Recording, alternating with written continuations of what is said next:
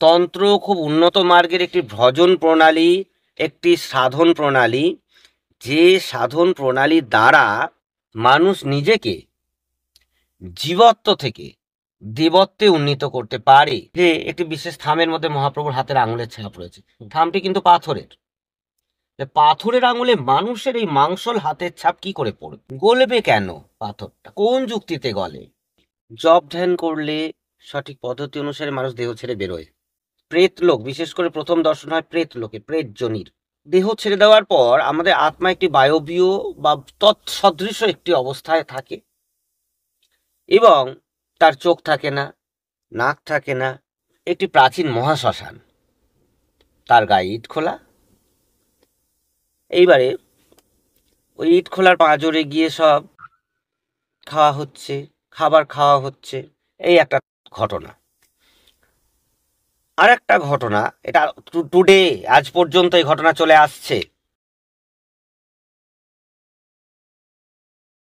তন্ত্রশাস্ত্র, এই কথাটি শুনলেই আমাদের সামনে একটা ভাবগম্ভীর, গুরুগম্ভীর, আলো ছায়া মাখা, চারিদিকে ধোঁয়াবৃত পরিবেশের কথা মনে হয় বিভিন্ন রকম আতঙ্কজনক একটা আবহের মধ্যে কোনো একটা কিছু ক্রিয়া চলেছে। কিন্তু প্রিয় দর্শক, তন্ত্র বিষয়টা কি, এই বিষয়টা নিয়ে আজ আমরা আপনাদের সাথে কিছু তথ্য পরিবেশন করার জন্য একটি নতুন পডকাস্ট ভিডিও আনতে চলেছি, এবং এই ভিডিওটি অত্যন্ত রোমাঞ্চকর, অত্যন্ত আকর্ষণীয় হয়ে উঠবে। কারণ আজকে আমাদের সঙ্গে যাকে আমরা পেয়েছি, তিনি হলেন বিশিষ্ট তন্ত্র অনুসন্ধিৎসু, গবেষক, মাননীয় শ্রী মলয় কৃষ্ণ গোস্বামী। নমস্কার মলয় বাবু। আপনাকে, সবাইকে আমার প্রণাম। আপনাকে সাধক অলৌকিক রহস্য ইউটিউব চ্যানেলের পক্ষ থেকে আমি সাদর আমন্ত্রণ জানাই। আসলে মলয়বাবু, আজকে আমাদের আলোচ্য বিষয় সেটা হলো যে তন্ত্রশাস্ত্র কি, এবং সাধারণভাবে মানুষ এই সম্পর্কে যা জানেন, যা ধারণা পোষণ করেন, যদি আপনি বিষয়টা মানুষের কাছে বোধগম্য করে তোলেন তাদের সাধারণ দৈনন্দিন জীবনের প্রয়োজনে, তবে অবশ্যই ভালো হয়। এবং তার সাথে অবশ্যই কিছু প্রাসঙ্গিক ঘটনা আসবে, যে ঘটনাগুলো আপনারা শুনতে চান, আমরাও জানতে চাই। প্রথমেই আমি সবাইকে সাধুবাদ জানাই। জানি না আমি আমার ক্ষুদ্র বুদ্ধি দিয়ে কতটুকু বোঝাতে পারবো, কারণ অনন্ত কোটি বিশ্বব্রহ্মাণ্ড, তার মধ্যে ধূলিকণা সম পৃথিবী। সেই পৃথিবীর মধ্যে ক্ষুদ্রতম মানুষ আমরা, আর নিজেদের 3.5 হাত উচ্চতার মানুষ, মাথার মধ্যে এইটুকানি ঘিলু। তাই দিয়ে আমরা এই অনন্ত কোটি বিশ্ব ব্রহ্মাণ্ডের যিনি পরিচালক বা পরিচালিকা, তাকে জানতে যাই, তাকে বুঝতে যাই, এবং তাকে নিয়ে আবার ভেদাভেদ করি। বর্তমান সমাজে খুবই দুঃখজনক ব্যাপার, আজকাল যখন সোশ্যাল নেটওয়ার্ক খুলি দেখি, কেউ পরম্পরায় আটকে গেছে, কেউ জাত্যাভিমানে আটকে গেছে, কেউ বা আবার শাক্ত বৈষ্ণব এই পরম্পরায় আটকে গেছে। একে অপরের গুরুনিন্দা শুধু করছে না, তাদের ইষ্টনিন্দাও করছে। হ্যাঁ, তা আমাদের তো মস্তিষ্ক খুব ক্ষুদ্র, সামান্য ঘিলু মাথায়, তাই দিয়ে এই মহাবিশ্বের চালিকা শক্তি ভগবতীকে অনুভবটুকু করতে পারি, কিন্তু তাকে আমরা সঠিকভাবে পূর্ণ প্রকাশ তার যেটা, সেটা স্বয়ং ব্রহ্মা বিষ্ণু মহেশ্বরও করে উঠতে পারেননি, আর আমরা তো সামান্যতম। সুতরাং প্রথমেই আমাদের জানতে হবে যে তন্ত্র জিনিসটা কি। এই তন্ত্র শব্দটি জানতে গেলে আমাদের ভীষণভাবে পড়াশোনা করতে হবে। প্রথম হচ্ছে পড়াশোনা, কারণ পড়াশোনা ব্যতি রেখে কোনো কিছু আমরা কমপ্লিট করতে পারবো না। কারণ একটা সময় ছিল যখন ভগবান বুদ্ধ এসেছিলেন, তিনি অবশ্যই যুগপুরুষ, যুগপুরুষরা কি করেন, তারা এসে দেখেন আগে মানুষ কি নিতে পারছে কতটা, তার উপর নির্ভর করে তারা ধর্মটিকে সেইভাবে ছড়ানোর চেষ্টা করেন, বোঝানোর চেষ্টা করেন। তখনকার দিনে মানুষের আইকিউ লেভেল ছিল ভয়ানক। বুদ্ধ সেই আইকিউ লেভেলটা ধরে সেইভাবে বুদ্ধ ধর্মের প্রচার ঘটালেন। আপনি দেখবেন যে যারা বৌদ্ধিস্ট বিষয়ে যদি আপনি পড়াশোনা করেন, the Tibetan book of death, এই যদি পড়াশোনা কেউ করে, শুধু ইংরেজি জানলে হলো না, শুধু বাংলা জানলে হলো না, ভীষণ ভাষার মারপ্যাচ এবং তাত্ত্বিক, সাধারণের বোধগম্যের বাইরে। এরপর পরবর্তী আর একজন যুগপুরুষের কথা বলছি, যিনি হলেন আচার্য শঙ্কর, যিনি এসে আমাদের হিন্দু ধর্মের পুনরুদ্ধার করলেন। তিনি দেখলেন মানুষের মধ্যে পাণ্ডিত্য আছে, বিচার বুদ্ধি চলে গেছে, আইকিউটা চলে গেছে, কিন্তু পাণ্ডিত্য আছে। তিনি সেই পাণ্ডিত্য দ্বারা ধর্মের পুনরুদ্ধার করলেন সুন্দরভাবে। তারপর আজ থেকে ঠিক 500 বছর আগে আমার গৌড় এলেন। তিনি দেখলেন যে মানুষের মধ্যে আইকিউটাও প্রায় গেছে, পাণ্ডিত্যটাও গেছে, এখন ধর্মের হানাহানি কুসংস্কারে ছেয়ে গেছে, কিন্তু মানুষের মধ্যে আছে কেবল আবেগ। গৌর সেই আবেগটাকে কাজে লাগালেন মানুষের মধ্যে। আজও আমরা যদি বৈষ্ণব সম্প্রদায়ের কোনো অনুষ্ঠানে যাই, দেখব মানুষের আবেগ। তো এইভাবে যুগপুরুষরা একের পর এক ছড়িয়ে গেছেন, কিন্তু বর্তমানে খুবই হতাশগ্রস্ত অবস্থায় আমরা আছি। আমরা ম্যাক্সিমাম মানুষরা বিভ্রান্তির মধ্যে দিয়ে আমাদের দিন কাটছে। আমাদের না আছে আবেগ, না আছে পাণ্ডিত্য, না আছে আইকিউ। অন্তত আমার মতন মানুষের তো কোনো কিছুই নেই। তথাপি তন্ত্র নিয়ে যদি আমরা আলোচনা করতে যাই, তাহলে ভীষণভাবে অক্ষর জ্ঞান, বর্ণমাতৃকার জ্ঞান, এইগুলো আমাদের আগে প্রথমে রাখতে হবে, কারণ ওই দিয়ে মন্ত্র সৃষ্টি হবে। পরবর্তীতে আমরা সেই প্রসঙ্গে আসব। প্রথমেই তন্ত্র শব্দটি এসেছে তনু শব্দ থেকে। তনু অর্থাৎ দেহ। কেমন? দেহের প্রসঙ্গে আমি প্রথমেই বলতে গেলে একটা কথা সবাইকে বারংবার আমি বলি, যে সমগ্র জীব জগৎ যে জিনিসটা নিয়ে জন্মায় না, মানুষকে ভগবান সেই জিনিসটা দিয়ে জন্মগ্রহণ করান, সেটা হচ্ছে চৈতন্য শক্তি। আর এই চৈতন্য শক্তি হচ্ছে দেবতার ক্ষমতা। কারণ মানুষকে যখন তিনি জন্ম দেন, তিনি সম্পূর্ণ দেবত্বের ক্ষমতা দিয়ে জন্ম দেন, সম্পূর্ণ চৈতন্য শক্তি দেন, সম্পূর্ণ বুদ্ধিমত্তা দেন, যে যাও, যতদিন তুমি এই মনুষ্যকুলে আছো কীর্তি স্থাপন করো, এবং আমার মধ্যে যা যা গুণাবলী আছে আমি তোমার মধ্যে তাই তাই গুণাবলী দিলাম, তুমি কর্মটুকু করো। এইবারে আমরা মানুষ হয়ে জন্মাচ্ছি, কর্ম করতে গিয়ে আমরা বিভ্রান্ত হচ্ছি। আমাদের গুরুর প্রয়োজন। সঠিক কর্ম নির্বাচন করতে গেলে আমাদের জীবনে গুরুর ভীষণ প্রয়োজন। এই দেহটাকে খুব সুন্দরভাবে রক্ষা করতে হয়। সবই যদি ভগবানের হয়, দেহটাও ভগবানের, তার দেওয়া। কেন বলছি? তার কারণ তনুকে আশ্রয় করে আমরা তন্ত্রমার্গে সাধন পথে যাব। তো তন্ত্রমার্গের মধ্যে অনেকগুলো মার্গ আছে। প্রথম হচ্ছে যোগ, নিত্য যোগের অভ্যাস তন্ত্রের মধ্যে আছে।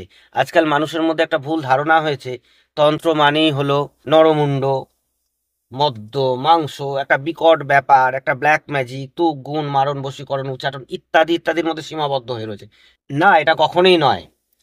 তন্ত্র খুব উন্নত মার্গের একটি ভজন প্রণালী, একটি সাধন প্রণালী, যে সাধন প্রণালী দ্বারা মানুষ নিজেকে জীবত্ব থেকে দেবত্বে উন্নীত করতে পারে।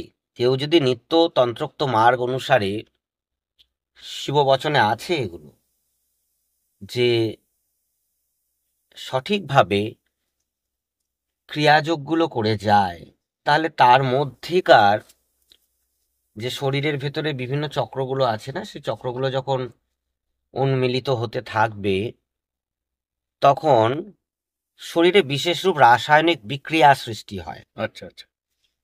শরীরে রাসায়নিক বিক্রিয়ার প্রসঙ্গে আমি একটা কথা বলি।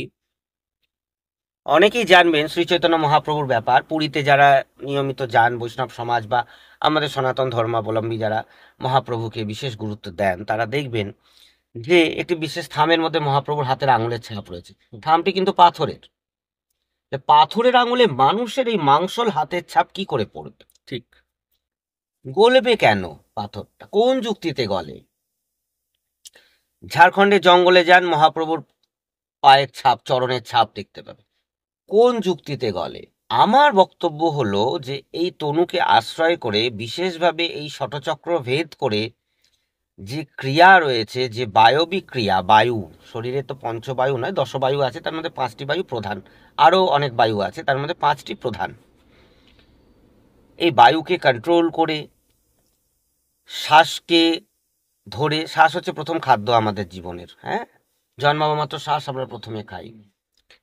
তো শিববচন আছে অনেকগুলি, পবন বিজয় সরোদয় বলে একটি গ্রন্থে। মহাপ্রভু নিশ্চয়ই কোনো এইরকমই রাসায়নিক কোনো বিক্রিয়া হয়েছিল, কনফার্ম। আমরা যদি এই মুহূর্তে ভাবি ফুচকা খাবো, তো আমাদের জিভে একটা জল চলে আসে, ফুচকার একটা স্বাদ আমরা ভেতরে ভেতরে পেতে থাকি, কিন্তু ওটিও একটি রাসায়নিক বিক্রিয়া শরীরের, আমার মনে হয়। এই তদ্রূপ। আর বুদ্ধদেব বলেছেন এভরিথিং ইজ মাইন্ড, মনের শক্তিকে জোর দিয়েছেন। মনের শক্তিকে জোর দিয়েছেন বুদ্ধদেব। তন্ত্রেও মনের শক্তিকে জোর দেওয়া হয়েছে। মন্ত্র অধ্যায়ে যখন আমরা কথা বলবো তখন আমরা এই বিষয়ে আলোচনা করব। তা শরীরকে রক্ষা করতে হবে। যারা তন্ত্র করতে চান তারা নিয়মিত যোগাভ্যাস করার জন্য ঋতু অনুসারে তাদের শরীরের যত্ন নিতে হবে। বায়ু, পিত্ত, কফ সম্পর্কে তাদের জ্ঞান থাকতে হবে, বিশেষ করে চরক সংহিতার জ্ঞান। এটা থাকার বিশেষ প্রয়োজন আছে। না হলে নিজের শরীরকে আমি রক্ষা করতে পারবো না। এবং শরীরকে যদি আমি রক্ষা না করতে পারি, আমি শরীরকে আশ্রয় করে এই যে সাধন প্রণালী, এটাকে আমি কখনোই নিয়ে এগোতে পারবো না। কারণ আমাকে বহু সংখ্যক মন্ত্র জপ করতে হবে, আমাকে ক্রিয়াযোগ করতে হবে। তাহলে মূল কথা হলো, তন্ত্রের প্রথম তন্ত্র শব্দটি হচ্ছে তনুকে আশ্রয় করে। তাহলে দেখুন একটা জিনিস ভেবে, আমরা কত ভাগ্যবান মানুষেরা যে আমাদের দেহ আছে। তো তাই আমরা তন্ত্রমার্গ অনুসারে, শিব প্রবক্ত তন্ত্রমার্গ অনুসারে কলিযুগে ভগবতী দয়া করে শিবকে জিজ্ঞেস করছেন যে কলিযুগে মানুষ কিভাবে চলবে। তখন সদাশিব যে উত্তরগুলো দিচ্ছেন সেগুলি আগম এবং নিবম তন্ত্রে, সেগুলি শিববচন হিসাবে খ্যাত। এবং সে শিববচন অনুসরণ করে যারা চলে তারাই তন্ত্রমার্গের অনুসারী। যুব সমাজের প্রতি আমার একটা বার্তা আছে। প্রচুর মানুষের সঙ্গে মিশতে হয়, প্রচুর মানুষ আসে, সামান্য প্রেম, সামান্য মানসিক কোনো দুঃখ, মানসিক কষ্টের জন্য এরা করে ফেলে, জাগতিক ক্ষয়গতির কারণে। যেমন তারা জানে না যে এই দেহটা কতটা দামি, কতটা মূল্যবান। এটা দেবতার জন্ম। কিন্তু এই জন্য মনুষ্যকুলে বারবার করে তিনি জন্মেছেন ঘুরে ফিরে, কখনো রাম অবতারে, কখনো শ্রীকৃষ্ণ অবতারে, বিভিন্ন অবতারে মানুষের দেহ ধারণ করে তিনি ম্যাক্সিমাম লীলাটাই করেছেন মানুষের দেহ ধারণ। তার কারণ এই মানুষের জন্ম হচ্ছে দেবতার জন্ম। জন্মালে কীর্তি স্থাপন করতে হয়, যেভাবেই হোক সৎ কীর্তি স্থাপন করতে হয়। সুতরাং যারা দেহ ছেড়ে দিচ্ছে, করব মনে ভাবছে বা করছে, তাদের উদ্দেশ্যে আমি শাস্ত্রীয় প্রবচন, আর একটা শাস্ত্রের একটা শ্লোক আছে আমাদের সনাতন ধর্মের, শ্রাদ্ধের একটি মন্ত্র আছে। ওই দশম পুরক পিণ্ডদানের দিন, ঘাটে যেদিন ঘাট শ্রাদ্ধ হয় আর কি, সেদিনকে আকাশস্থ নিরালম্ব বায়ুভূত নিরাশ্রয়া। এবার আমি আমার গুরুদেবের প্রবক্ত সাধন পদ্ধতি অনুসারে দীর্ঘদিন ধরে যেগুলো অনুভব করেছি, দেখেছি, আমি সেই কথাগুলোই বলবো। আমি যতটা দেখেছি, বুঝেছি, জপ ধ্যান করলে সঠিক পদ্ধতি অনুসারে মানুষ দেহ ছেড়ে বেরোতে পারে। প্রেত লোক, বিশেষ করে প্রথম দর্শন হয় প্রেত লোকে, প্রেত জনির। এই শ্লোকটার সঙ্গে আমি যেটা দেখেছি সেটার একটা খুব সুন্দর সাদৃশ্য আছে। কি বলছে? আকাশস্থ নিরালম্ব বায়ুভূত নিরাশ্রয়। দেহ ছেড়ে দেওয়ার পর আমাদের আত্মা একটি বায়বীয় বা তৎসদৃশ একটি অবস্থায় থাকে, এবং তার চোখ থাকে না, নাক থাকে না, কান থাকে না, বাক থাকে না, দেহ থাকে না, সুতরাং তার তৃষ্ণা থাকে না, তার শীতোষ্ণ জ্ঞান থাকে না, তার কথা বলার শক্তি থাকে না, তার দৃক শক্তি বা দর্শন শক্তি ক্ষমতা থাকে না। সে শুধু একটা বায়বীয় বা তৎসদৃশ একটি সত্তা হিসাবে নিরাশ্রয় অবস্থায় বায়ুতে ঘোরাঘুরি করে, কোনো কিছুর মধ্যেই আশ্রয় নিতে পারে না। নিতে পারে না, নিরাশ্রয় অবস্থায় করে। এবার নিরাশ্রয় অবস্থা যদি হয়, তাহলে দেখুন, চোখ কান নাক বন্ধ করে আমি যদি ভাবি আমি হেঁটে যাচ্ছি, একটা দেয়ালে ফট করে ধাক্কা মারলাম, দেয়ালে ধাক্কা মেরে আবার আর একটা সাইডে গেলাম, একটা গাছে ধাক্কা মারলাম, আবার একটা সাইডে গেলাম, আবার একটা জায়গায় ধাক্কা মারলাম, তাই তো? হুম। কিন্তু আমার মনে তীব্র চেতনা রয়েছে আমি লাস্ট মৃত্যুর আগে একটু রসগোল্লা খেলে ভালো হতো। ইচ্ছে কেমন? বা তীব্র ইচ্ছা কামনা আছে। বা কামনা। হ্যাঁ, শুনুন, এই জন্মান্তর জিনিসটা কি এমন একটা জিনিস, এখানে 99% ওই আত্মার ইচ্ছা কাজ করে, আর 1% দেবতার ইচ্ছা কাজ করে। এই 1%টা সুবৃহৎ, এটা আলোচনা করতে গেলে একটা বিরাট অধ্যায়, একটা মানে পেপার লেখা হয়ে যাবে বড় সড়ো, অবশ্যই। প্রচুর লেখা যায় এটাকে নিয়ে। ঈশ্বরের ইচ্ছা সুবৃহৎ অথচ সূক্ষ্ম। তাহলে এখানে চেতনাটাই সম্বল। চেতনাটাই সম্বল, চৈতন্য শক্তি যেটা ছিল সেটা। তো এইভাবে দেহ ঘুরে ঘুরে ঘুরে ঘুরে বেড়াচ্ছে, জন্মানোর জন্য প্রচেষ্টা করছে। এইবার আমরা আস্তে আস্তে প্রেতলোকে ঢুকছি। আমি যেগুলো দেখেছি, আচ্ছা। আমার গুরুদেব আমি দেখেছি তিনি করাতেন। স্বামী পূর্ণানন্দ। হ্যাঁ, উনি জানতেন যে আমি করি, তো উনি 3 তলা থেকে দেখতেন দূরে ইট খোলার মধ্যে সব ছেলেপুলেরা সব হচ্ছে। আমি যৌবনে বা কৈশোরে কোনোদিন অর্থাভাব ভোগ করিনি। তখনকার সময় প্রত্যেক সপ্তাহে 500 টাকা করে হাত খরচ দিতেন আমাকে গুরুদেব। ছেলেরা এলো, আর ইট খোলাটা ছিল শ্মশানের ধারে। কোথায় জায়গাটা? জায়গার নাম বলবো না আমি। আচ্ছা হ্যাঁ হ্যাঁ, জায়গার নাম বলবো না, আমার মানুষ দৌড়াতে শুরু করে দেবে। আচ্ছা আচ্ছা, ঠিক আছে। আমি অনেকবার বলে ভুগেছি। হুম। তা একটি প্রাচীন মহাশ্মশান, তার গায়ে ইট খোলা। এইবারে ওই ইট খোলার পাঁজরে গিয়ে সব খাওয়া হচ্ছে, খাবার খাওয়া হচ্ছে, এই একটা ঘটনা। আর একটা ঘটনা, এটা টুডে আজ পর্যন্ত এই ঘটনা চলে আসছে। কোনো ইয়াং শরীর শ্মশানে মৃতদেহ দাহ করতে গেছে, মেঝেতে বসে রয়েছে, খাবার দাবার খাচ্ছে, চা খাচ্ছে, মিষ্টি খাচ্ছে, বিস্কুট খাচ্ছে, গল্প করছে। বাড়ি এসে সে কিন্তু, যদি বাড়িতে স্ত্রী থাকে বা স্বামী থাকে, তাহলে তার লিপ্ত হবে ওই রাত্রে, আচ্ছা। কনফার্ম। যদি অবিবাহিত হয় তাহলে তারা মাস্টারবেটিং করবে। এই করার ব্যাপারটা না, এটা একটা বিশেষ একটা থিওরি আমার গুরুদেবের বলা, আমি পরে বলছি। কেন হলো? শ্মশানের খাদ্য গ্রহণ করে এসে বাড়িতে এই কেলোর কীর্তিগুলো হচ্ছে। স্বাভাবিক প্রশ্ন এটা। স্বাভাবিক প্রশ্ন। এই যে আত্মা, কিছু ঊর্ধ্ব শ্রেণীর আত্মা থাকে, তারা সহজে ঊর্ধ্ব গতি প্রাপ্ত হয়। ঊর্ধ্বগামী হন। যে ব্যক্তি যত জাপক সে ব্যক্তি তত শান্ত, তার আত্মার অভ্যাস তত নিয়ন্ত্রিত। বুঝতে পেরেছেন? বেশ। সে কিন্তু ঊর্ধ্বগতি প্রাপ্ত হয়ে চুপ করে বসে থাকবে, ভগবান কবে আমাকে আবার জন্ম দেবেন, বা ভগবান আমার কি গতি করেন, আমার এখানে বসে থাকার কথা, আমি ধ্যানস্থ হই, অপেক্ষা করবেন। আমি অপেক্ষা করলাম। যারা অত বোঝে না, নিম্ন শ্রেণীর আত্মা বা অপঘাতী আত্মা, তারা কিন্তু জন্মানোর জন্য তিতিবিরক্ত হয়ে যায়। তারা অত বোঝে না কিভাবে জন্মাবো। তারা দেখে যে শরীরে ব্লাড সার্কুলেশন বেশি, মজবুত, সেই শরীরকে আক্রমণ করে। আচ্ছা। এই যে হঠাৎ করে লিপ্ত হয়, এটাকে আমরা বলি ভূতে ধরা। অতিরিক্ত যৌনেচ্ছা, এটাকে আমরা বলি ভূতে ধরা, প্রকৃতই ভূতে ধরা।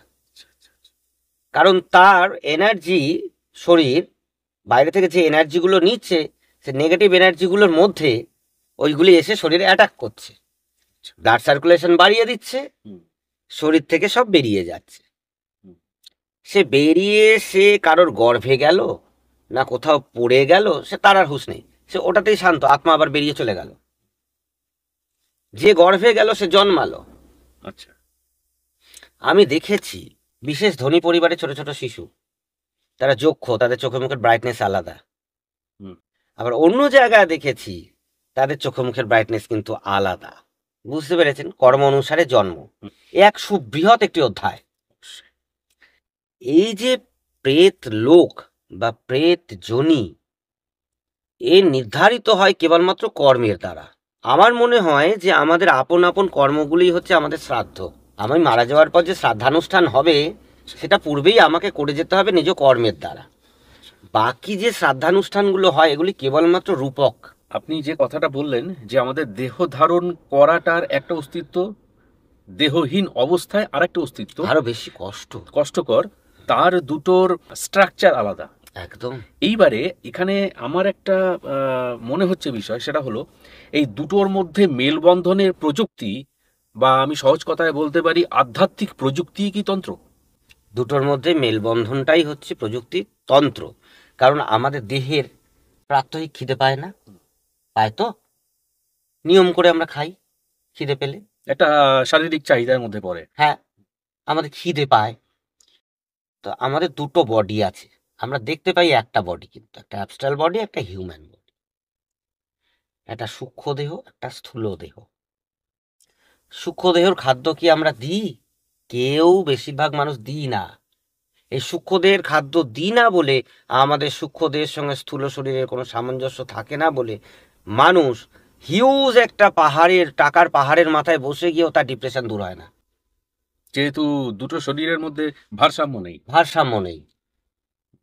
প্রচুর কিছু আছে, মানসিক চাহিদা অনুসারে অর্থের এগেনস্টে যা চাই তাই পাই, তবু ডিপ্রেশন কাটছে না। ম্যাক্সিমাম মানুষ আজকাল নার্ভের ওষুধ খায়, জানেন তো?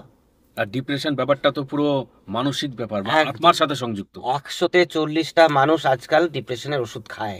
বুঝতে পেরেছেন? কারণ তারা তো সংযোগ করতে পারছে না, স্বস্তি পাচ্ছে না মানসিকভাবে।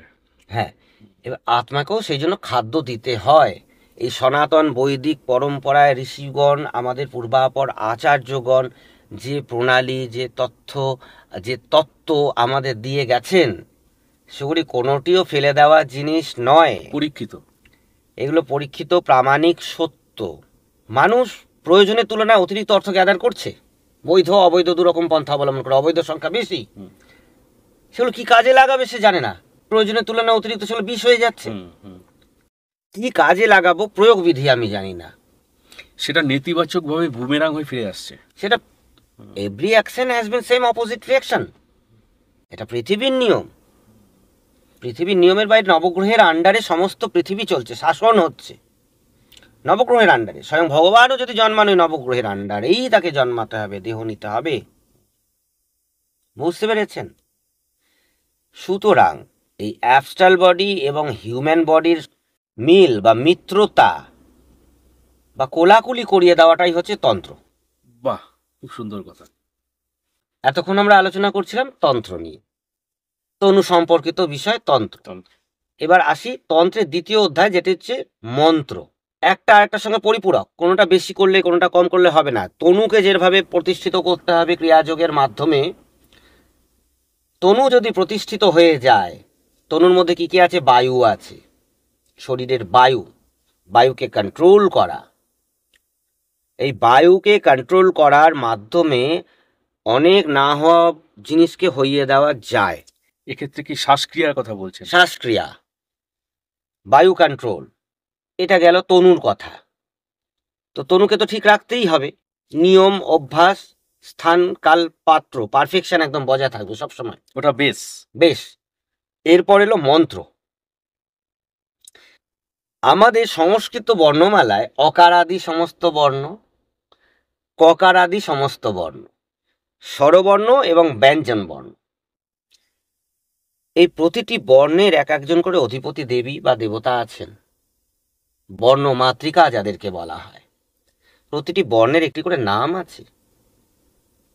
যেমন ধরুন, আপনাকে আমি বললাম হরির নাম করো উদ্ধার পাবে, কৃষ্ণের নাম করো উদ্ধার পাবে, রামের নাম করো উদ্ধার পাবে। আরে বাবা, রামের নামটা কি? হরির নামটা কি? কৃষ্ণের নামটা কি? প্রশ্ন আসে।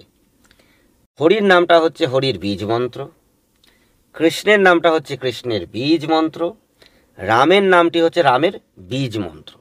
এই বীজ মন্ত্রগুলো সংস্থাপন হয় খুব সুন্দর করে এই বর্ণমাতৃকা থেকে বর্ণধার নিয়ে, এবং প্রতিটি বর্ণের অধিপতি যে দেবতাগণ আছেন, যখন আমরা বর্ণধার নিই সেই দেবতার শক্তিটা সার্চ করে সেখানে চলে আসে। এক একটি দেবতা এক একটি ডাইমেনশনের। আর দশমহাবিদ্যা, এ তো ভূরলোকের বাসিন্দা এরা সবাই। এর মধ্যে একটি বিদ্যা ব্যতীত বাকি সবকটি বিদ্যা খুব ক্ষুধিত, কেউ দয়াময়ী নয় কিন্তু খুব একটা। এনারা সব একটা ডাইমেনশনের। আচ্ছা, এদের মন্ত্রগুলোকে যদি আমরা ভেঙে ভেঙে দেখতে পারি, অলংকার, মন্ত্রের অলংকারগুলো কি কি আছে বীজের মধ্যে, তাহলে সেই অলংকারগুলো ভাঙলে ওই বর্ণমাতৃকা থেকে ধার করা যে বর্ণগুলি এসেছে তার সঙ্গে তার অধিপতি দেবতার যে শক্তিগুলি এসেছে, সেই শক্তিগুলি সমন্বয় করলে সেই দেবতার ক্যারেক্টারটা বোঝা যায়। এখানেই মন্ত্রের এনার্জি, মন্ত্র মানে এনার্জি, মন্ত্র মানে সম্পূর্ণভাবে একটি এনার্জি, বুঝতে পেরেছেন? এবার সেই দেবতার যে এনার্জি, সেটাকে আমি চ্যান্টিং করে করে জপ করে করে জপ করে করে জপ করে করে জপ করে জপ করে করে জপ করে করে গ্যাদার করলাম। মনের একটা ধর্ম আছে জানেন তো, মনকে কন্ট্রোল করতে হয়। মনের ধর্মটা কিরকম শুনুন। এই মুখ খুলে এত যে কথা বলছি না আমরা, মুখ বন্ধ করে তার থেকে বেশি কথা বলি আমরা, বক বক বক বক করি, বুঝলেন? এবার আপনি মনকে অবজার্ভ করুন। মন, তুমি কি ভাবছিলে? এত বক বক করছিলে, চুপ করো। মন চুপ করে গেল। কি ভাবছিলে তুমি? না, অমুক দিন যে পায়েসটা হয়েছিল, ওই পায়েসটা যদি দারুণ হয়েছিল। তার মানে তুমি অতীত নিয়ে ভাবছিলে। তোমার অতীত নিয়ে ভাবাও যাবে না, বকবকও করা যাবে না, তো চুপ করো। মন চুপ হয়ে গেল বকা খেয়ে। খানিক পরে আবার দেখবেন আপনি নিজে নিজে যখন কাজকর্ম করছেন একাকী, আবার বকবক করছে মন ভেতরে। আবার ওকে কাউন্টার করুন। কি ভাবছো? কি বলছিলে? না, ওই পায়েসটা যদি আবার খেতে পারতাম। তার মানে তুমি ভবিষ্যৎ নিয়ে ভাবছিলে। এই মনের ধর্ম হচ্ছে অতীতবাচক আর ভবিষ্যবাচক। বর্তমানে সে ধরা বর্তমানে থাকবে না। কেন? এইটা বর্তমান হচ্ছে নিউট্রাল। তো আচ্ছা, এটাই তো খেলা। শ্বাস নিচ্ছি অতীত, শ্বাস ছাড়ছি ভবিষ্যৎ, কুম্ভক করছি বর্তমান। কেমন? আবার ক্লিয়ার করে বলি, যারা এই শ্বাসের খেলার মধ্যে থাকে না, তাদেরকে ভগবান এত দয়াময়, তিনি শ্বাসের খেলা খেলিয়ে নেন। অনেক সময় দেখবেন সাধু কেলেঙ্কারির মধ্যে পড়ে গেল, পাড়ার কোনো কাকু তেলের মধ্যে পড়ে গেল, বাচ্চা ছেলে সেও পড়ল। আর এই যে যৌনতা, এটা কি? এ তো পুজো, শৃঙ্গার রস। কেমন? এটার বিধি, প্রয়োগ বিধি আছে। অতিরিক্ত যাহা তাহাই বিষ। তাহলে প্রত্যেকটির প্রয়োগ বিধি আছে। স্বামী স্ত্রীকে শৃঙ্গার করছে 2 ঘন্টা ধরে। শৃঙ্গার করার পর যখন বিশেষ ক্রিয়াটি করছে, সেটির সময় খুব অল্প, এবং বিশেষ ক্রিয়াটির পর যখন বীর্যপতন হয়ে যাচ্ছে, তার সময়টিও খুব অল্প। তা এই যে এতক্ষণ ধরে শৃঙ্গার হলো, তার ফল কি ওই সামান্যতম সময়? ইয়েস, ওই সামান্যতম সময়ের জন্য 2 ঘন্টা ধরে শৃঙ্গার হলো। কেন হলো? না, বীর্য পতনের পর কম্পন হয়। কম্পন হতে পৃথিবী সৃষ্টি, জানেন তো? ব্যাকরণ সেটা বলছে। হ্যাঁ, পানিনি। কম্পন হতে পৃথিবী সৃষ্টি। এই প্রথম দিক থেকে দ্বিতীয় দিক, এই যে মাঝখানে যে ফ্রিকোয়েন্স, এই ফ্রিকোয়েন্সটি হচ্ছে মেন শান্তির জায়গা। এই ফ্রিকোয়েন্সটি ধরার জন্য যোগীরা এই ফ্রিকোয়েন্সটিকে ক্যাচ করে অনন্ত জীবন ভোর যোগের মধ্যে বসে সাধনা করছেন। চুপ করে বসে রয়েছেন। কি আনন্দ পান তারা? তারা এই আনন্দটা পান, স্থিরতার আনন্দ। হ্যাঁ, এটাকে বলা হয় রমণীয় আনন্দ। রমণীয় আনন্দ। তা আমি তো জব ধ্যান করলুম না, কিচ্ছু করলুম না, আমি সাধারণ মানুষ। তিনি এত দয়াময়, তিনি আমার একটা বিয়ে দিয়ে দিলেন। তোমাকেও সাধনা করতে হবে বাবা। এই পৃথিবীর বাধা ধরা নিয়মের বাইরে কেউ নয়, তোমাকেও সাধনা করতে হবে। আপনি যদি সহজিয়া বা ন্যাড়ানেড়ির সম্প্রদায়ের যদি ব্যাপারটা দেখেন, ওরা কণ্ঠী বদল করে, বষ্টমী আনে, কিন্তু সন্তান হয় না।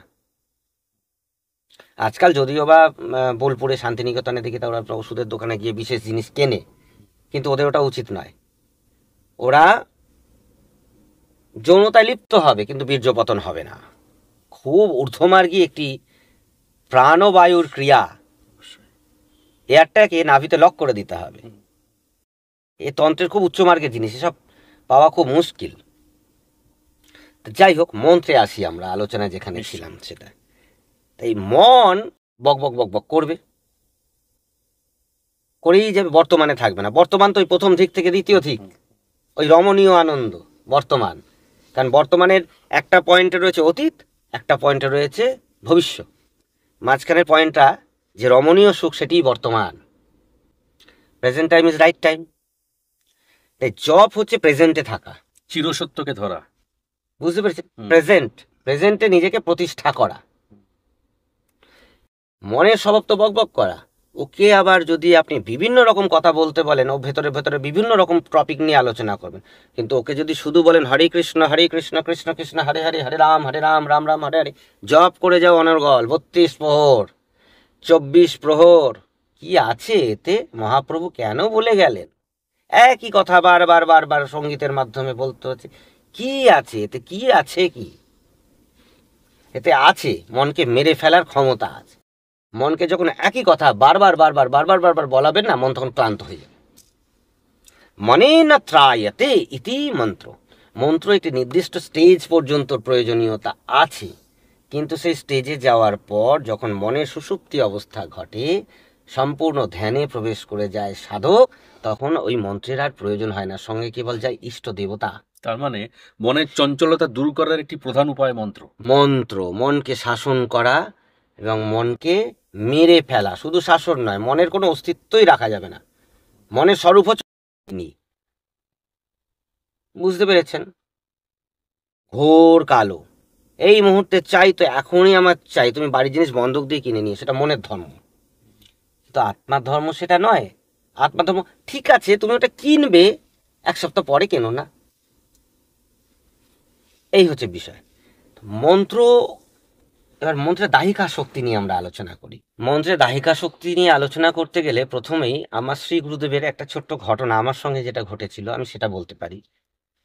তখনকার দিনে ওই টেপ রেকর্ডার ছিল, তার ক্যাসেট ছিল, ক্যাসেটের মধ্যে অনেক ফিতে এরকম গোল করে দুই দিকে থাকতো।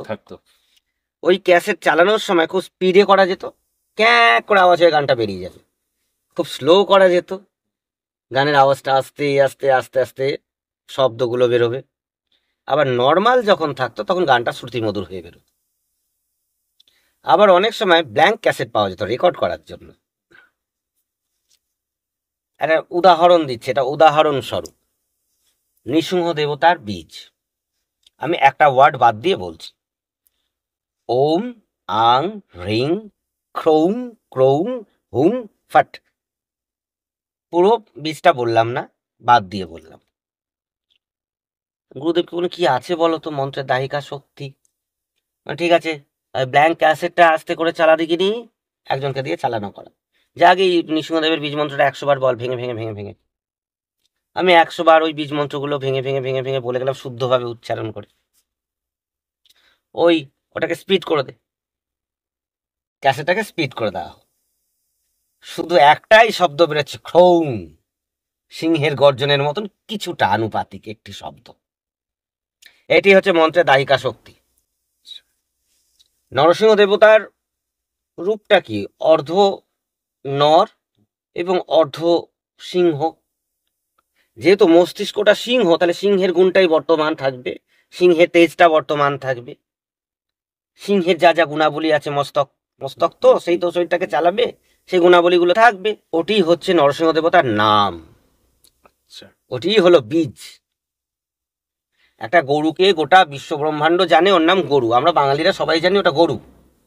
ওকে আমি যদি সারা জন্মভর গরু গরু বলে ডাকি, আসবে না। ওটা সাংকেতিক একটি শব্দ দিয়ে যদি আহা করে ডাকা হয়, সে কিন্তু অতি দ্রুত চলে আসবে। অর্থাৎ মন্ত্রের এখানে সাংকেতিক একটা প্রয়োজন। মন্ত্র হচ্ছে সাংকেতিক একটি শব্দ। সেই শব্দটি যে যে বর্ণমাতৃকা দিয়ে তৈরি, সেই বর্ণমাতৃকা দেবতার গুণাবলী সেই মন্ত্রের মধ্যে আধিষ্ঠান করবে, এবং সেই মন্ত্রের জাপকের মধ্যে সেই দেবতার গুণাবলী বর্তমান থাকবে। যিনি বিষ্ণু ভক্ত তার মধ্যে একটা সৌম্য ব্যাপার থাকে,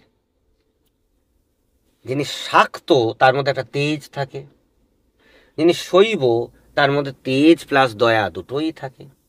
আমি দেখেছি আমাদের পাড়ার শনি পুজো করে, সে নিশ্চয়ই আমার এই ভিডিওটা দেখতে পাবে। আমারই একটি ছাত্র, বারবার বারণ করেছিলাম তুই শনি পুজো করিস নি, শনিকেই তোর ইষ্ট করিস না, গ্রহের পুজো সরাসরি করতে নেই, করিস না। ছেলেটি দুধে আলতা কালার, গায়ের ফর্সা, সুন্দর, ব্রাহ্মণ, যজমানি করে। বউটি পেল খোঁড়া, শুকনো লঙ্কার মতো। এবং বাড়িতে অন্যান্য যারা মেম্বার আছে তারা প্রত্যেকেই খোঁড়া হয়ে গেল। ইদানিং ওর মধ্যে ক্যারেক্টারটা এমন এসছে, ওই একটা ছুঁচ পড়ে থাকলে সেটাকে তুলে ব্যাগের মতো ভরে নেবে, প্রয়োজন লাগবে কি লাগবে না সেটা কোনো। নিচস্থ শনি থাকলে মানুষের জন্মকোষ্ঠীতে যেরূপ স্বভাব আচরণ হয় তার সেইটা। যে দেবতার যে উপাসনা করবে তার সেই সেই গুণাবলী তার মধ্যে বর্তমান থাকবে। কারণ ওই বীজ মন্ত্রের মধ্যে তো সেই সেই দেবতার যে পাওয়ার সংযুক্ত, প্রত্যেকটি বর্ণমাতৃকার অধিষ্ঠাত্রী দেবতা এবং দেবীগণ তার মধ্যে বর্তমান। মন্ত্র উচ্চারণের মাধ্যমে সাংকেতিকভাবে তুমি তাকে আবাহন করছি। এবার মন্ত্র সম্পর্কে তন্ত্রের অনেকেরই চিন্তা থাকতে পারে যে তাহলে আমরা কি মন্ত্র জপ করব, কোন দেবতার মন্ত্র জপ করব। তন্ত্রে ধনিরিণী চক্র বলে একটি চক্র আছে, যেটি জাতক বা জাতিকার বার্থ ডিটেলস নিয়ে পুট ডাউন করে যে দেবতার আনুপাতিক অক্ষর বেরোবে সেই দেবতারকে তার ইষ্ট করতে হবে, তবে সে ধনী হবে। ধনী অনেক শব্দে ব্যবহার করা যায়, ধনী শব্দটা অর্থনৈতিক দিকে, মানসিক আনন্দের দিকে, সার্বিক কল্যাণের দিকে ধনী। আবার ঋণীও হয় যদি মন্ত্র সঠিক নির্বাচন না হয়। কেমন? এগুলি পূর্বের আচার্যগণ খুব ভালো জানতেন। প্রত্যেকটাই খুব যৌক্তিক। হ্যাঁ, ধনী ঋণী চক্র বিচার করতে হবে, বিচার করে ইষ্ট নিরূপণ করে সেই দেবতার মন্ত্র তোমাকে গ্রহণ করতে হবে। তুমি ইচ্ছা মতন হয় না, ইচ্ছা মতন কাল যেমন ইচ্ছা মতন চলে না, কালের বিপরীতে আবার কালিও চলে, বুঝতে পেরেছেন? তেমনি মন্ত্র ইচ্ছা অনুপাতে হয় না, প্রত্যেকটা শাস্ত্র নির্দেশিত পথ আছে। তন্ত্র কেবলমাত্র শাস্ত্র নির্দেশিত শিববচন মেনে চলে, শিববচনের বাইরে গিয়ে তন্ত্র কোনোদিন হয় না, হতে পারে না। ইচ্ছা মতন তন্ত্র হয় না। এই জন্য তন্ত্র নিয়ে যারা চলেন তাদের রীতিমতন পড়াশোনা করতে হবে, তাদের অক্ষর জ্ঞান রাখতে হবে, তাদের বর্ণমাতৃকা সম্পর্কে জ্ঞান রাখতে হবে, তাদের ক্রিয়াযোগ সম্পর্কে জ্ঞান রাখতে হবে, তাদের ঠাকুরের শৃঙ্গার সম্পর্কে জ্ঞান রাখতে হবে, তাদের রান্না সম্পর্কে জ্ঞান রাখতে হবে, তাদের সঙ্গীত সম্পর্কে জ্ঞান রাখতে হবে। গান তন্ত্রের একটা অঙ্গ কিন্তু। হ্যাঁ, দেবতা ও তন্ত্রের অধিপতি দেবীগণ গুনগুন করে গান খুব ভালো, খুব পছন্দ করেন, ভীষণ প্রীত হন তারা, বুঝতে পেরেছেন? আলপনা দেওয়া এটি শৃঙ্গার রসের মধ্যে পড়ছে, আলপনা দেওয়া, শৈল্পিক দৃষ্টিভঙ্গি, একদম। রান্না, গান, ঠাকুরের শৃঙ্গার করা, এই সমস্ত গুণাবলী সংযুক্ত হলে তবেই সে তন্ত্রের অধিকারী হবে। কারণ শাস্ত্রে অধিকারী বলে একটি শব্দ আছে। অধিকারীর বাইরে গিয়ে মহাজনগণ কখনো মুখ খোলেন না, অনধিকারীর সামনে মুখ খুলবেনই না তারা, বুঝতে পেরেছেন? এটি হলো মন্ত্র। মন্ত্র সম্পর্কে বিশেষ আলোচনা হলো। এবার আসি যন্ত্র।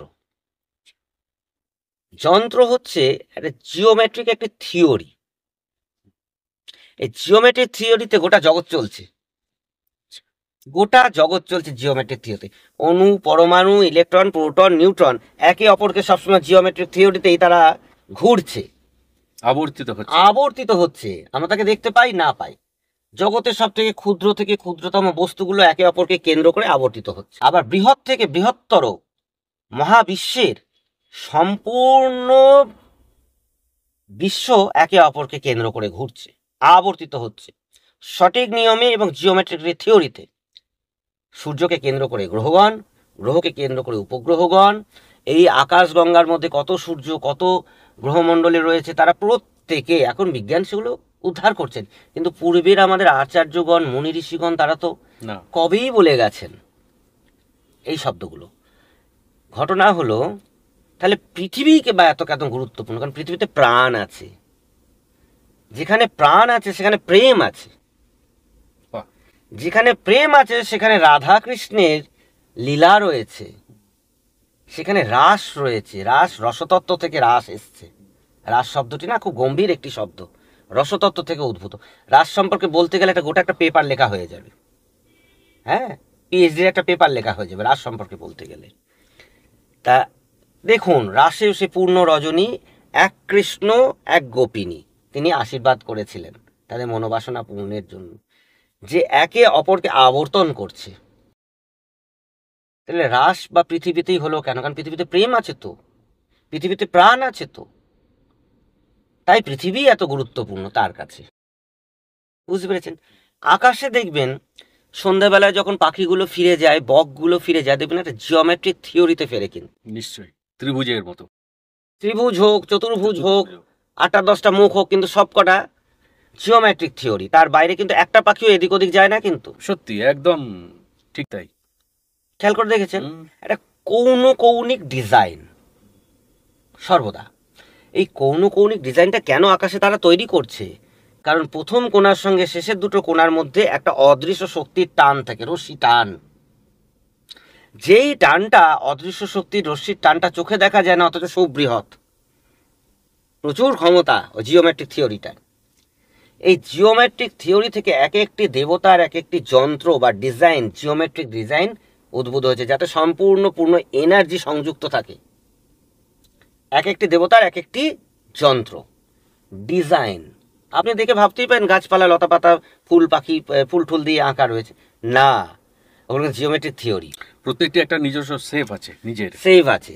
কারণ দেবতার তো ধ্যান মন্ত্র যেগুলো হয়েছে, সেগুলো যে যেমন দেখেছে সে তেমনভাবে ধ্যান মন্ত্র উল্লেখ করেছে। কালীর অনেক প্রকারভেদ আছে। কালী চতুর্বাহু আছে, কালী দ্বিভুজা আছে, কালীর অনেক, কালী দাঁড়িয়ে আছে, কালী বসে আছে, বহু প্রকার কালী আছে। তাহলে এই যে বহু প্রকারটা হলো, তার মানে এক একজন এক একটা ডাইমেনশন থেকে পেয়েছেন, এক এক রকম ভাবে এক একজন মহাজন পেয়েছেন, নিশ্চয়ই। তাই না? কিন্তু এই মূর্তির পূর্বে আমাদের ছিল যন্ত্র।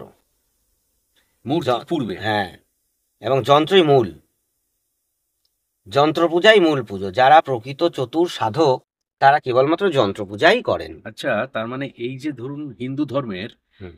যে আমরা বলি যে মূর্তি পূজা, এই মূর্তি পূজার ইতিহাস তো বেশ পুরনো। আমার যতদূর ধারণায় মূর্তি পূজার বিস্তার মানুষের প্রয়োজনেই, কারণ তাদের সেই আত্মসূর্য বিস্তারের ক্ষমতাটা সীমাবদ্ধ বলে মূর্তির মাধ্যমে তাদের উপলব্ধির চেষ্টা। যখন মানুষের উপলব্ধিটাই আস্তে আস্তে কমতে শুরু হ্যাঁ। করলো, তখন একটা অবয়ব প্রয়োজন। তো ঠিক সে অবয়বে গিয়ে মনটাকে তো আটকাতে হবে। ঠিক। সেই জন্য তারা, যখন মানুষ চোখ বন্ধ করা আর রাখতে পারলো না, চোখ হুম, বন্ধ হুম, করে হুম। অন্তর্দৃষ্টি আর রাখছে না, হুম, থাকছে না, এবার বহির্দৃষ্টি হয়ে যাচ্ছে, হুম।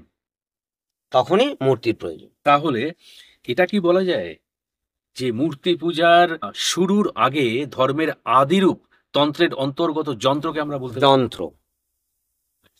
আমাদের ধর্মে দেখবেন না, অগ্নিকে প্রত্যক্ষ দেবতা বলা হচ্ছে। অগ্নি যখন জ্বলে, হোমের অগ্নিগুলো আপনি যদি ক্যামেরা নিয়ে ভালো করে ছবি তোলেন, প্রত্যেকটা মুহূর্ত 2 সেকেন্ড পর পর পর পর ও জিওমেট্রিক থিওরিতে জ্বলে। নির্দিষ্টভাবে নির্দিষ্ট জায়গার মধ্যেই ওঠানামা করে। ওর জিভা যে তৈরি হয় জিওমেট্রিক থিওরিতেই তৈরি হবে।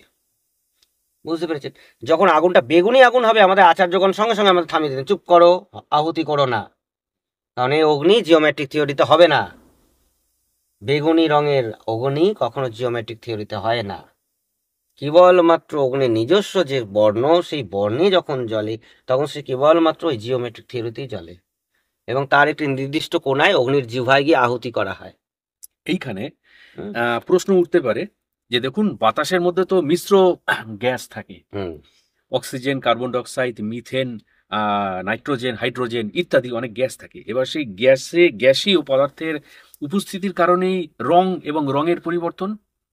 এবং নিশ্চয়ই। এখানে কিন্তু যে আমরা বলবো যে কেমিস্ট্রি, হ্যাঁ, এটা বায়বীয় কেমিস্ট্রি, এর সঙ্গে আপনারা তন্ত্রটাকে কি করে মিলাচ্ছেন? তন্ত্রের এই যে বর্ণমাতৃকাগণের কথা বললাম না, হুম। এই বর্ণমাতৃকাগণ এক একজন এক একটি বর্ণ, এক একটি রং, আচ্ছা আচ্ছা। এক একজন এক একটি রঙের অধিপতি। হুম। বুঝতে পেরেছেন? বর্ণের অধিপতি, এক এক রকম বর্ণ, কোনোটা মিশ্র, কোনোটা মিশ্র নয়, এই রকম। এগুলি প্রত্যেকজন এক একটা করে এনার্জির প্রতীক। এবং যে ব্যক্তি তন্ত্রের সঠিক বিধি অনুসারে সাধন করবে, জপ করবে, সে চর্মচক্ষুতে ভগবতীর দর্শন পাবে, একদম কনফার্ম কথা। আচ্ছা, অনেকে মন্ত্রের মাধ্যমে আগুন জ্বালান, এক্ষেত্রে আহ, দেখুন, কোন এই বিষয় প্রযুক্তি কাজ করছে? এই বিষয়গুলো আমার দৃষ্টিগোচর হয়নি, আচ্ছা হলে আমি নিশ্চয়ই এগুলো নিরপেক্ষভাবে বিচার করে দেখব। আচ্ছা। তবে আমি আমার পরিব্রাজক জীবনে আমি কখনো এই ধরনের ঘটনার সম্মুখীন হইনি। আমার পরিব্রাজক জীবনে আমি একটা ছোট্ট ঘটনা আমার মনে আছে। কামাখ্যায়, কামাখ্যা পাহাড়ের পাশে আর একটা পাহাড় রয়েছে, সম্ভবত গায়ত্রী দেবীর মন্দির, সম্ভবত। সন্ধ্যাবেলায় আমি উঠে উঠে যাচ্ছি ওপর দিকে, হাঁটতে হাঁটতে হাঁটতে হাঁটতে একা। ওখানে কিছু ওখানকার স্থানীয় সম্প্রদায়ের মানুষ বসবাস করেন, যারা বিভিন্ন পশু পালন করেন আর কি। তারা বলছে, বাবু কোথায় যাচ্ছিস? আমি উপরে যাচ্ছি মন্দিরে। বললো, এখন যাস না, ওখানে ভয় আছে, ওখানে তো অনেক সময় হিংস্র জন্তুরা বেরোয়, ভয় আছে। তা আমি গ্রাহ্য না করেই, অল্প বয়স তো তখন, উপরে চলে গেলাম মন্দিরের কাছে। বসে রয়েছি একটা খেজুর গাছের তলায়, হাঁটু দুটো মুড়ে হাঁটুর মধ্যে মাথাটা দিয়ে। সন্ধে হয়ে এসছে, নিকষ কালো অন্ধকার। আর বাড়ি থেকে বেরিয়েছিলাম 6টা টাকা নিয়ে, 6খানা 1 টাকা, ওই কোমরের মধ্যে গোজা রয়েছে। রাত কত হবে আমি জানি না, কেউ একজন এসে আমার গায়ে হাত দিয়ে, এই ওঠ, এই ওঠ, এরকম করে ডাকছেন। আমি এত ঘুমে আচ্ছন্ন, ওই ক্লান্তি, আমরা তো সমতলের মানুষ, আমরা তো পাহাড়ি মানুষ নয়, পাহাড়ের হাঁটা খুবই ক্লান্তিকর হয়। আমি আর কি কি বলবে, দে দে। আমি আঁচল ওচর থেকে 6টা টাকা খুলে নিয়ে দিয়ে দিয়েছি, দিয়ে আমি ঘুমোচ্ছি ওরকম করে। বেশ অনেকক্ষণ পর যখন আমার সম্বিত ফিরে এলো, আমি দেখছি ভোর হয়ে এসছে, সূর্য থেকে আলোক রশ্মি এসে পাহাড়ের মধ্যে পড়েছে। আর ওই আলোক রশ্মি অঙ্গিনী নারী মূর্তি উল্টো দিকে ঘোরা, আস্তে আস্তে হেঁটে হেঁটে হেঁটে হেঁটে চলে যাচ্ছে। পাহাড়ের উপর দিকে? হ্যাঁ, ওই সূর্যালোক ধরে সূর্যের দিকে। বুঝতে পেরেছেন? আচ্ছা এই অনুভব আমার এসেছিল, আমি চর্মচক্ষুতে এইটুকু আমি দেখেছি। আচ্ছা আচ্ছা। বুঝতে পেরেছেন? তা ঘটনা হলো যে, প্রকৃতভাবে সঠিক গুরু পদাশ্রয় করে ইচ্ছা মতন কিছু নয়। কারণ এই যে গুরু পরম্পরা আমরা কেন দেখি জানেন? আমরা দেখি পূর্বের আচার্যগণের শিক্ষা, এবং সংস্কার। সংস্কার কেমন, কারণ অনুশাসন, এটা একটা বড় শব্দ, এইগুলো আছে কিনা, তবেই আমরা সেই পরম্পরার মধ্যে ঢুকতে যাই, নতুবা আমরা গ্রাহ্য করি না। এই কারণে বর্তমানে স্বঘোষিত গুরুদের এত প্রাদুর্ভাব ঘটেছে যে মূল জায়গা থেকে আমরা শত সহস্র দূরে সরে যাচ্ছি। এটা আমাদের খুব দুঃখের কারণ, দুর্ভাগ্যজনক। দুর্ভাগ্যজনকও বটে আমাদের জন্য। কাজেই আমার মনে হয় প্রতিটা মানুষ, প্রতিটা ছাত্রছাত্রী, প্রতিটা জীবিত মানুষ এবং যারা মৃত মানুষরাও আছে, তাদের প্রত্যেকেই এই তন্ত্রের মধ্যে এসে আশ্রয় গ্রহণ করা উচিত। জীবিত অথচ মৃত বধ। আসলে এখানে আপনি যে কথাটা বললেন খুবই প্রাসঙ্গিক কথা, কারণ প্রযুক্তি কথাটা আধুনিক নয়, এটা চিরন্তন চিরাচরিত একটি কৌশল। প্রযুক্তিকে আমরা কৌশল বলতে পারি, এবং প্রযুক্তি কথাটা বললেই আমাদের মনে হয় বোধহয় বিজ্ঞান নির্ভর কোনো চিন্তা ভাবনা। এবং এই জায়গাটাতেই আমি টাচ করতে চাই। অনেকে বলেন ধর্ম চোখে তো দেখা যায় না, তার প্রযুক্তি কোথায়, পরীক্ষাগার কোথায়, ল্যাবরেটরি কোথায়? আজগুবি, ফালতু, ভুয়া, এই কথাগুলো শুনতে শুনতে আজ অভ্যাস হয়ে গেছে, কথাগুলো তাই বেরিয়ে আসছে। আসলে এখন মলয় কৃষ্ণবাবু যে কথাগুলো বললেন, আপনাদের কি মনে হয় না যে তন্ত্র একটি উন্নত মানের আধ্যাত্মিক প্রযুক্তি? আমি যে কথা দিয়ে শুরু করেছিলাম, যে সাধারণ মানুষের কাছে তন্ত্র বিষয়টাকে একটু সহজভাবে প্রকাশ করা। এতক্ষণ ধরে মলয়কৃষ্ণবাবু কিন্তু খুব সুন্দরভাবে জিনিসটাকে বলা যায় আলাদা আলাদা করে রেখে আমাদের সামনে জিনিসটা বোঝালেন। তাহলে প্রিয় দর্শক, এই সম্পর্কিত যদি আপনাদের আরও কোনো জিজ্ঞাসা থাকে, তবে আমি অবশ্যই নিচে স্ক্রিনে দেখবেন মলয়কৃষ্ণবাবুর ফোন নাম্বার যাচ্ছে। আপনারা তার সঙ্গে ব্যক্তিগতভাবে যোগাযোগ করতে পারেন তন্ত্র সম্পর্কিত ব্যক্তিগত জিজ্ঞাসার জন্য, বা ব্যক্তিগত কোনো প্রয়োজনে তার সঙ্গে যোগাযোগ করতে পারেন। আর অবশ্যই এই চ্যানেলটিকে সাথে রেখে আধ্যাত্মিকতার পথে সাধক অলৌকিক রহস্য ইউটিউব চ্যানেলকে এগিয়ে যেতে আপনাদের সাহায্য আমি প্রার্থনা করি। এই ক্ষুদ্র চ্যানেলের পক্ষ থেকে, দর্শকবৃন্দের পক্ষ থেকে মলয় কৃষ্ণবাবুকে আমি কৃতজ্ঞতা জানাই। সবাইকে আমার প্রণাম। আজকের মতো বিদায় নিচ্ছি। ভালো থাকবেন।